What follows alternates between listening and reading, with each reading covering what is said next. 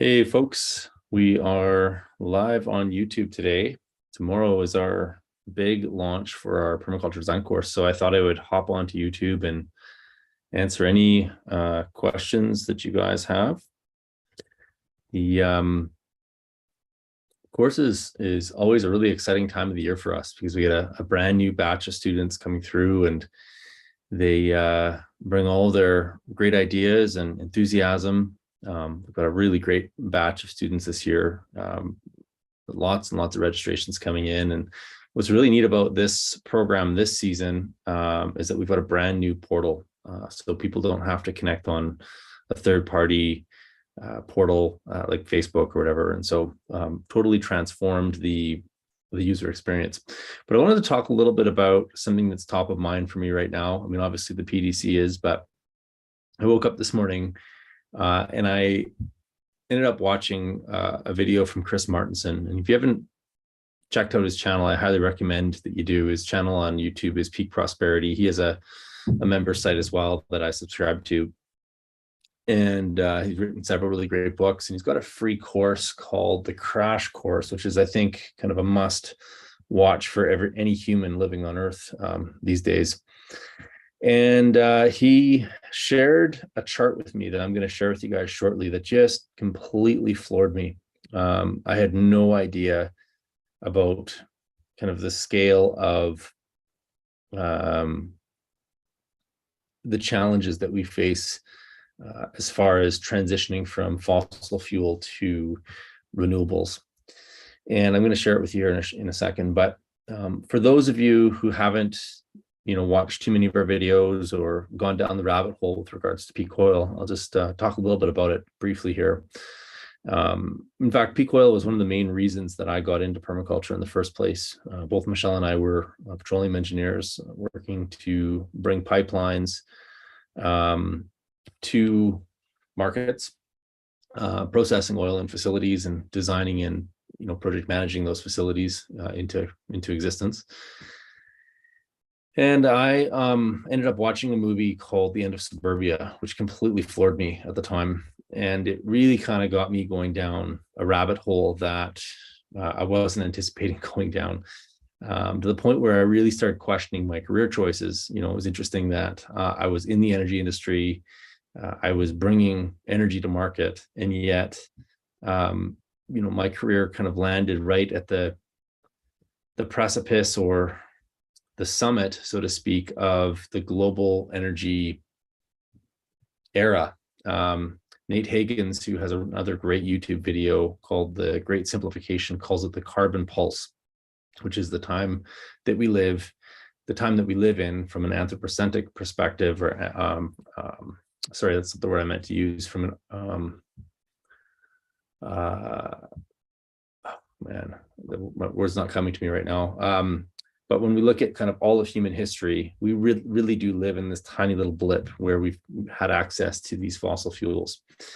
And so as I started learning about peak oil, essentially the premise is that we're not running out of oil per se, but the rate of extraction of any oil reserve is relative to the size of that reserve. And at some point in its life, it will have used up 50% of what's in the hole, and will start a precipitous decline on the other side. And every fossil fuel resource has a different decline rate. Conventional oil tends to be around 3%. Natural gas, especially the shale gas, tends to be more hyperbolic. So it comes on really fast and it comes off really fast. So every fossil fuel, coal would be different, even uranium. They all have depletion curves. There's a finite amount of it on this finite planet, and at some point you get to the end of that.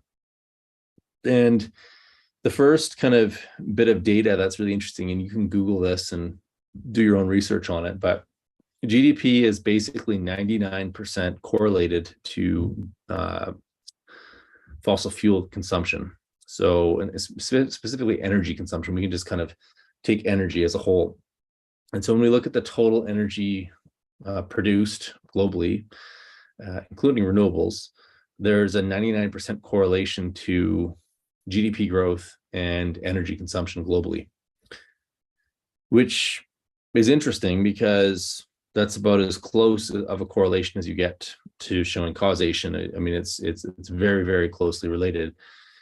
There's a couple of strange examples where countries have decoupled their GDP growth from oil consumption. The United States is one of them, because a lot of their products are financial or tech-based products, which kind of look at energy a little differently. But you can't have a financial system without fossil fuels, and the US still is heavily dependent on imports from China. And so if you look at the energy consumed in China, that is directly responsible because of the consumption in the United States, then their energy consumption is similar to everywhere else on Earth. They've just basically outsourced where the energy gets consumed. And so if you kind of take that economic relation of high correlation GDP to oil, everything that we do touches oil. The food we grow, the cars we make, the computers we use, everything is highly, highly dependent on oil, which wasn't really new to me. I knew that fact. But in the back of my mind, I've always thought that because renewable energy has the ability to have a positive energy return on investment. So for every unit of energy you put into a solar photovoltaic system, you get 6 units of energy back. So it is a positive output of energy versus a coal plant. You put a bunch of energy into building a coal plant, it will only ever consume coal. It'll never pay for itself from an energy perspective. And so for me, that was kind of enough to wrap my head around how humanity transitions from the current oil paradigm that it's in right now to the one that we're heading into. And people will get into semantics about this whole thing. And some people will say, well, peak oil is just a conspiracy theory. And other people will say that, it's decades away. But when you understand the scale at which we consume energy, Nate Higgins is a really great analogy to this, or way of kind of translating it to people. There's close to 8 billion people on Earth. And if we were to essentially have enough humans to produce the amount of energy that is consumed on a daily basis through fossil fuels. So if you didn't have the fossil fuels being generated and you instead replace that fossil fuel energy that we use to drive and to heat our houses and to run our computers, and you generated that energy with humans, basically you paid a bunch of humans to generate this energy, you need 500 billion humans working for the 8 billion humans to generate the amount of energy required for us to operate the civilization that we have on planet Earth right now. So 500 billion relative to 8 billion. And obviously the 8 billion on Earth, the amount of energy that we consume is disproportionate in that a small percentage of the people consume the majority of those resources. So I've always kind of thought, well, it's a big problem. We're smart and we'll figure out how to translate this conundrum into some sort of a solution using renewables. And we still may do that. We still may figure out how to, transition to some sort of a fusion energy. And that's a whole other kettle of fish, a whole ball of wax. However, the piece that really struck me this morning, and I'm going to share my screen right now. I'm just going to open this photo here. Just give me 2 seconds.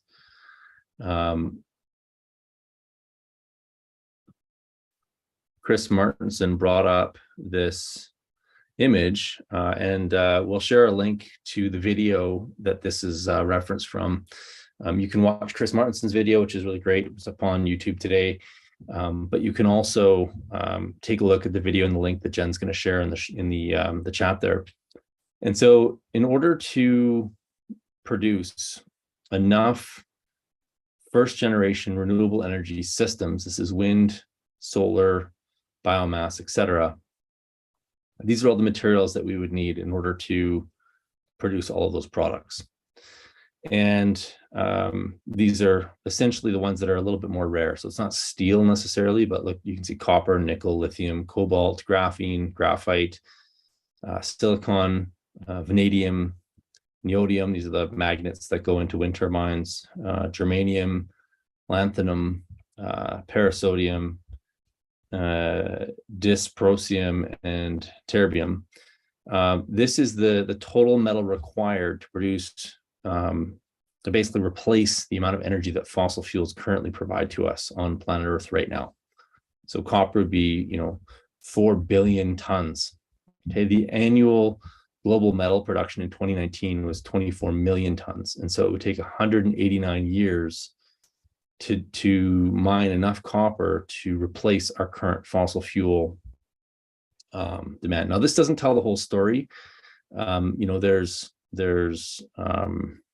complexity and nuance in all of this stuff. So, this is maybe a little bit simplistic in some regards, but and I think it's still worth being optimistic about the future. But if our optimism proves wrong, and we find ourselves living in a world with a lot less energy, your mind goes there, and you have to start thinking about what that might look like, and in all of the places where kind of energy covers the things that we do on a daily basis without us even realizing it. Nickel, 940 million tons would be required. We currently produce about 2 million tons per year. So it'd take 400 years to mine the amount of nickel required. Lithium, 944 million tons. And global metal production of lithium is around 95,000 tons. So it would take 9,920 years to get enough lithium. Now, of course, there's other battery technologies and chemistries that are coming out all the time. And so this isn't a static thing. It's not like there isn't going to, not be progression in some of these technologies. But it gives you a sense of the scale at which we currently consume energy on this planet.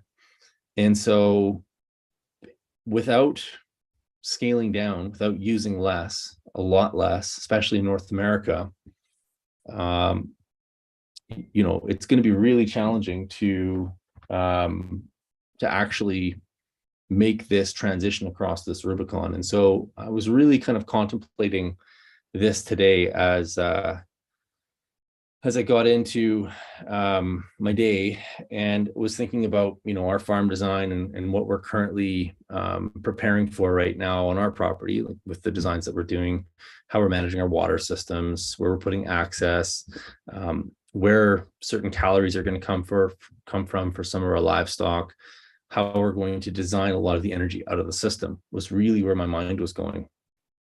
And the essence of kind of what I came to is like, wow, man, I'm so glad that we made our transition over to permaculture when we did, which was, 14 years ago.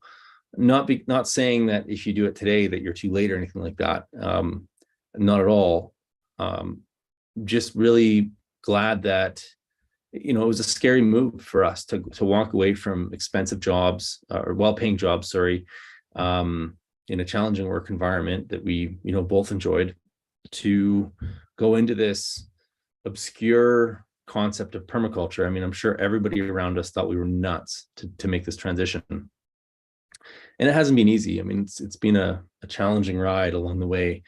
But at times I've felt like maybe I'm wrong about all this stuff. Maybe I'm losing my mind, and it still may end up being that way. Like I might get to the end of my life and find out that I've made a mistake. Although, there's lots of evidence that's indicating that things are going in this direction.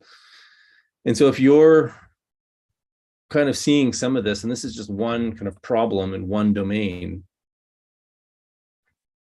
and you want solutions, you want to think about how to navigate this transition that humanity is entering into in the coming decades. And it's funny because, like I said earlier, people will say, well, this is decades out. Well, transitioning the kind of the scale of energy that we currently consume over to either a low energy future or even just renewables, it's a big problem. It takes a lot of time. Like, we've already been on our farm for close to 3 years, and I'm just scratching the surface on what I want to do. And so I think what permaculture does is it helps you to understand these global liabilities, whether it's energy, whether it's pesticides and herbicides in our drinking water, whether it's how we deal with our waste, how we grow our food, how we build community. All of these things are kind of direct issues or items that we address in permaculture. And since embracing permaculture in my life, it has completely transformed my view of the world. My worldview has changed. And I have, a much more positive worldview. Yes, the challenges are going to be hard in front of us, but when you have a systems design approach that helps you to think through how to create energy, shelter, turn waste into resource, it's completely transformative. It allows you to navigate these problems with grace. And it helps you to find a community of like-minded people that are going through the same thing. And that makes the problems and the challenges that much more interesting. And, humans have persevered for over 100,000 years and will continue to persevere. But we have got to adapt our paradigms. We have to adapt the way that we view ourselves and our capabilities. We have to recognize that we are more powerful than we think sometimes. We have a massive ability to make change. Our kind of unfortunate Achilles heel, if you will, is that we tend to always make these changes right at the very last minute. Now, I can't tell you when, these changes are going to be forced upon everyone, and it's probably going to be different for different countries because you have different constraints. But it's better to be 3 days, prepared 3 days early than 3 days late. And the reality is that if people start to take responsibility for their own supply lines, whether you live in an urban setting or rural setting, then that means, collecting rainwater, growing your own food, re-insulating your houses, reducing the amount of energy that you require to live a high quality of life. These are solid investments right now. These are things that are going to perpetually, benefit your own well-being. And that's really what you learn inside of a permaculture design course. Now, I've talked a lot there, and I'm curious to know where folks are coming in from. So where are you calling in from right now? And I'm absolutely open to answer any questions that you've got about our course, about permaculture in general. I'd love to know what you're working on, what you're struggling with right now. I am monitoring the chat, and so I can take a peek at these questions coming in. We've got Foothills, Alberta. Hey, Megan, how's it going? Let's see here. Rebellious Rainbow Unicorn. Need to check out Club of Rome. Listen to Growth, the 30-year update. And so, yeah, one of the scientists that we work with, speaks a lot about the limits to growth. And again, some people think this is a conspiracy theory, and other people, think that it's the truth. And I guess it depends on where your data comes from. I definitely prescribe to the idea that we live on a finite planet, and eventually we're going to run out of resources. And that chart that I just showed really speaks to that. Unless we're going to start doing exo mining out in space and bringing minerals back down to Earth. But I mean, you really start to think about the constraints of that. Like, you think it's hard to get a rocket up to space, and Elon Musk has managed to land his rockets again. But remember, when he's landing his rockets, they're empty. Like, they've got a bit of fuel, they've got the vessel that is the rocket ship. But if you have to start bringing hundreds or thousands or millions of tons of rare earth metals from space back down to Earth, that's a whole new set of challenges that are not necessarily easy to deal with. And again, it sounds great that you've got this giant rocket ship that he's building.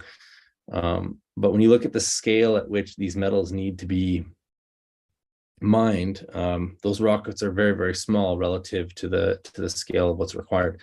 Other people have said, well, there's tons of uranium in the ocean, or there's tons of lithium in the ocean. Those are both true statements.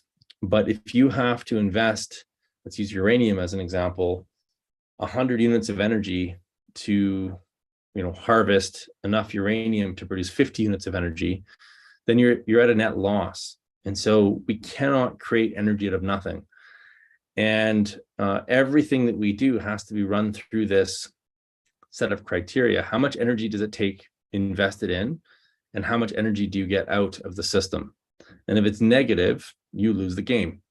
The only reason that we can play that game right now is because we have this incredible carbon pulse that Nate Higgins talks about. So yeah, I mean, we definitely have some issues with regards to growth into the future. Okay, Garden of Whedon, nice to see you here. Okay, what else are we doing here? One aspect that frustrates me, this is Garden of Whedon, one aspect that frustrates me about future predictions from people like Peter Zehan and others is that they don't understand regenerative ag, fertility before the Green Revolution, biological systems. Totally, they might, I don't know if they do. It might be for Peter Zehan that regen ag is so small and so insignificant right now that it doesn't even kind of get onto his radar. It's just this little tiny niche trend that, that doesn't really amount to anything. And he's talking about massive macro scale things. And regen ag has to really scale up before it has any kind of impact globally. So that could be why he doesn't talk about it. I suspect he does know about it. Rebellious Rainbow, that's why I'm learning about permaculture to prepare for the collapse. And so, collapse is a really hard word or harsh word. I really like Nate Higgins' concept of this. It's the great simplification. So as energy becomes more scarce, harder to get, you're going to start seeing sacrifices being made, simplifications. You may not drive down to Calgary for a weekend because, a tank of gas is a gigajoule of fuel. You may only go there once a year, versus going there every other weekend. And so as we slide down the other side of the oil curve, people will start making different decisions. Right now, gasoline is $1.50 a liter. In Europe right now, what's interesting is we're actually witnessing, if this war doesn't stop, we're going to witness a first world nation go through a massive energy crisis. Something like 13 to 20% of their natural gas reserves are not available to them. And so there's going to be energy rationing happening in a country that's not used to energy rationing. So we're in a very, very interesting time where energy is actually being used as a geopolitical tool, which is interesting. And so what happens if North America, which uses even more energy per capita than Europe, goes through something like that? How will your life be affected if you're forced to go through an energy withdrawal? It's a question that we should all be asking. Where are the weaknesses in my life? How much natural gas do I use per month? How much electricity do I use per month? Where does that energy come from? How much gasoline am I using per month? Where does that energy come from? What would happen if all of those energy sources ended? Like, would I be able to take care of my basic needs? That's the question you need to ask. And so this is one of the main things that permaculture helps us to address. Okay, Ibor Millie, do you know of any particularly productive and self-sustainable food webs for ponds? I found a shrimp that helps me build a food chain in a pond in the cold, green water, shrimp and food item fish. So a good colleague of mine, good friend of mine, Dakota Cohen, has done a lot of work around fathead minnows in these northern climates. I think they're indigenous to the planet. They're small little fish. They're very productive, and they're easy to set up breeding habitat for them so that they are really, really prolific. And I would point you to a book here. I'm just going to grab it from my hold on a second here.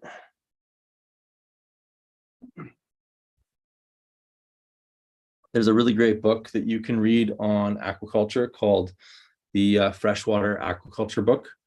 It's out of print, so you have to buy it used, but this details out different aquaculture systems used in Asia and around the world. And there's lots of really great ideas on there. So highly recommend that book. And if someone can find it, maybe post it up into the chat. Megan Goddard, first principle, use less, discover our own wasted energy. Absolutely, Megan, great point. Super important to really do an analysis on where that energy is coming from, how much you're using, and where you can trim it. Rebellious Rainbow Unicorn, Inflation Reduction Act can really help us Americans get ready. Yeah, I don't know anything about the Inflation Reduction Act, so I can't really speak to that, unfortunately.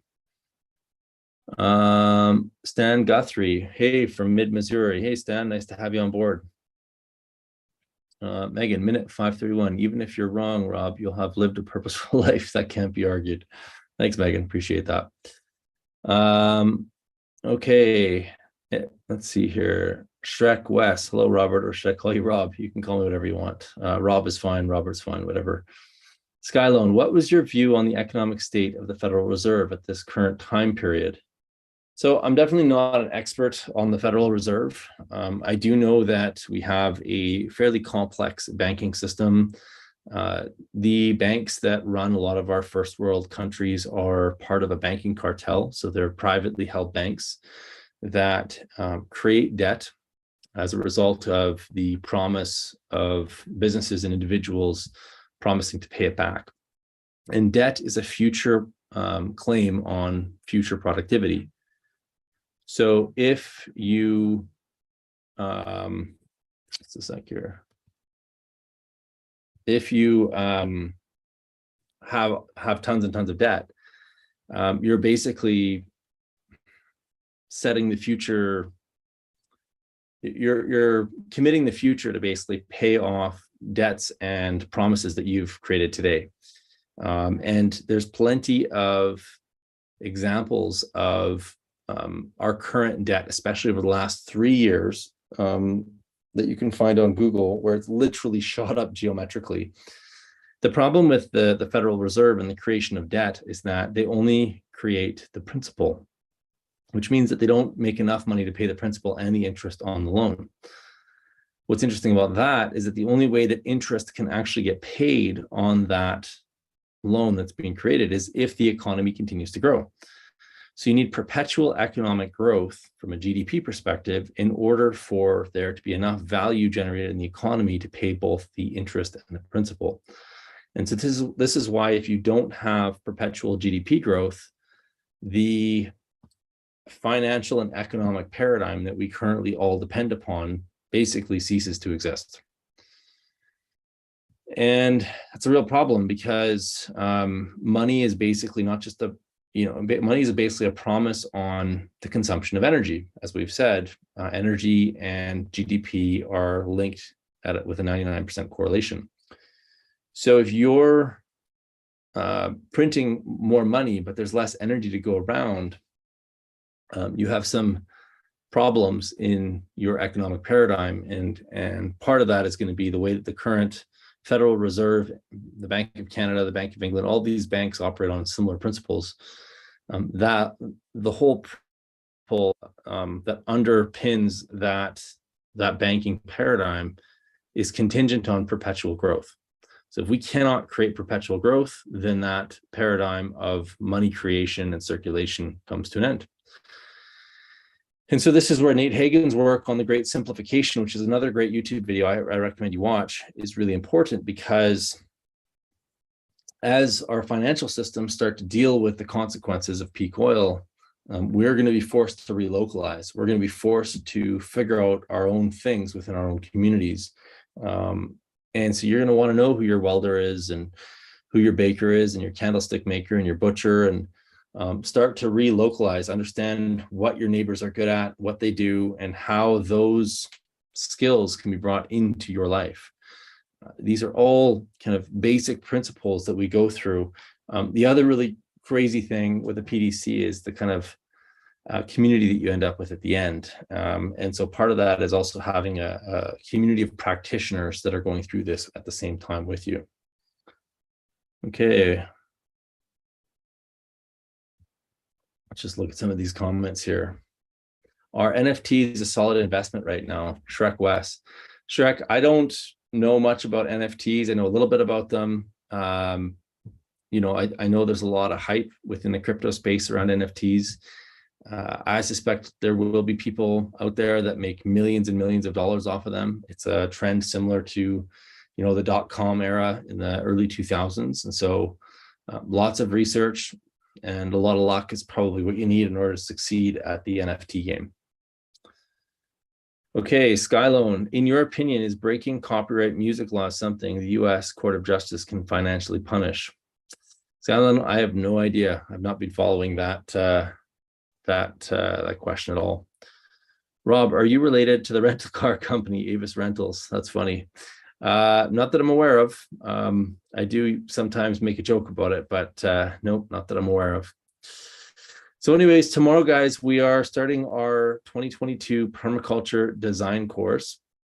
And we've got an incredible cohort of students. We're going to be doing some really fun stuff this year in the course. We've got a whole new format that we're operating under.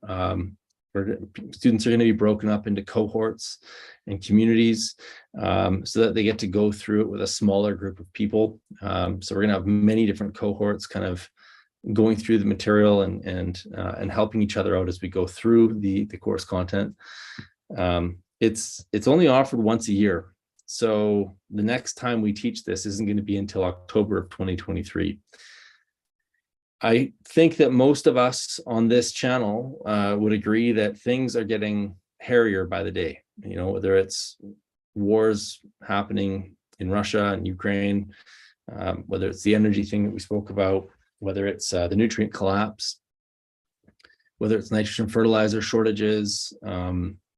It's been a tumultuous 3 years, and the trends just continue to kind of point in the direction that the tumult is going to increase.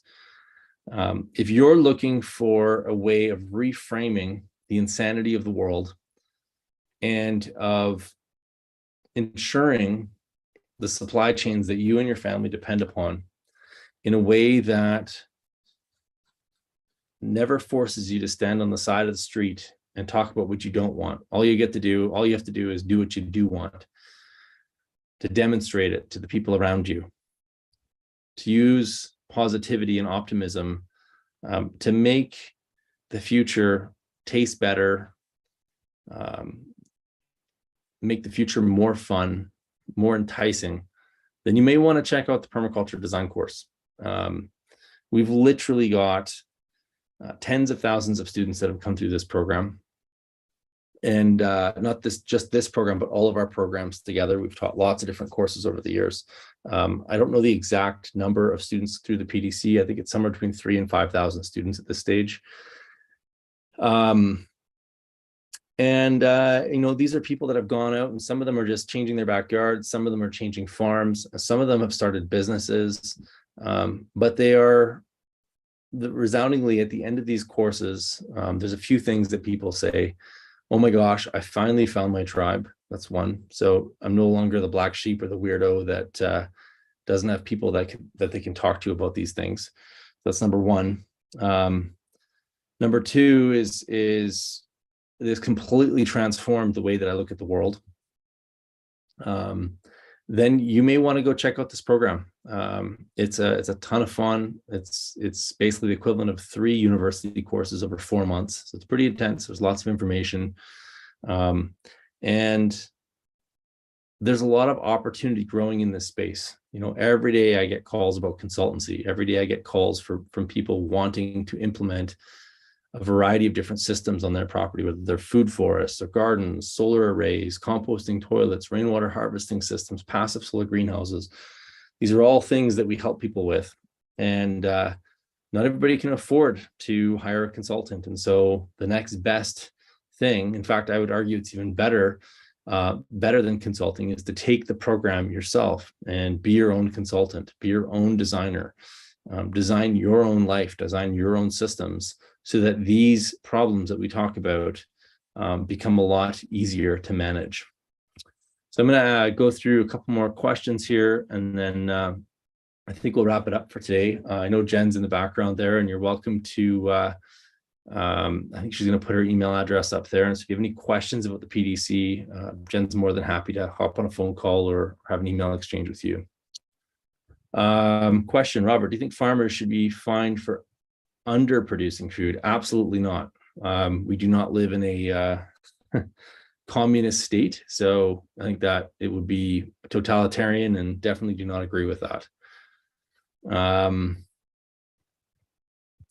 Those are very strange questions. I don't think, yeah, I'm not sure where those are coming from, but farmers should not be forced into any of those situations.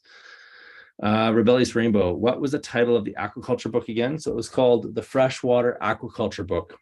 Here's a picture of it, so you can pause the screen and go and look for that.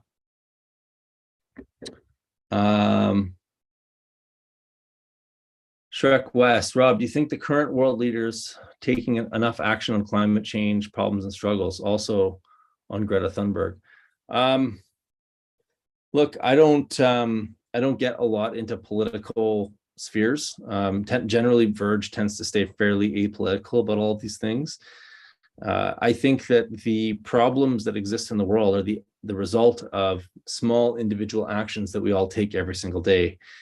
And if we demand that our leaders are going to regulate our way out of this, there really is no difference between fascism and eco-fascism. And so we have to be careful about what we ask for. And if we demand that our governments take stronger and stronger action against these things, you know, you're not going to be able to drive to Calgary in an afternoon and use fossil fuels, because you'll have a carbon limit, or however they want to measure it. So it's a very interesting set of problems that we have.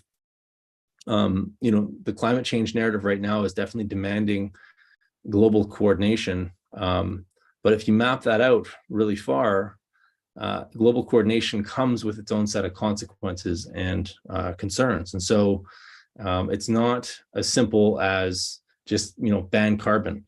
Banning carbon or limiting carbon or whatever completely transforms the way that our economy functions.